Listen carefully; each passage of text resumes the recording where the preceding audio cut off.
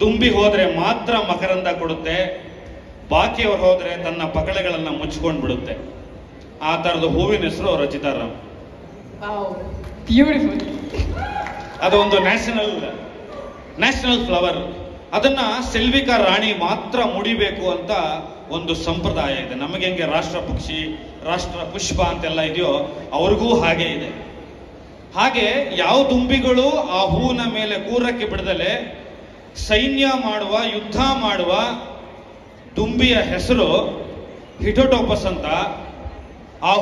ಆ ದುಂಬಿ ಹೋದ್ರೆ ಮಾತ್ರ ಆ ಹೂ ತನ್ನ ಪಕಳೆಗಳನ್ನು ತೆರೆದು ಪ್ರೀತಿಸುತ್ತೆ. ಆ ದುಂಬಿಯ ಹೆಸರು ಶ್ರೀನಗರ ಕಿಟ್ಟಿ. ಚೆನ್ನಾಗಿದ್ಯಾ?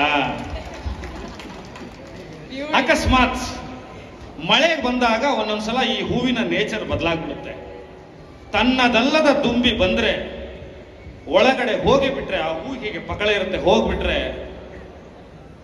ಆ ಹೂವು ತಾನೂ ಇಲ್ಲವಾಗುತ್ತೆ, ಆ ಹತ್ರ ಬಂದಂತ ದುಂಬಿನೂ ಇಲ್ಲವಾಗಿಸುತ್ತೆ.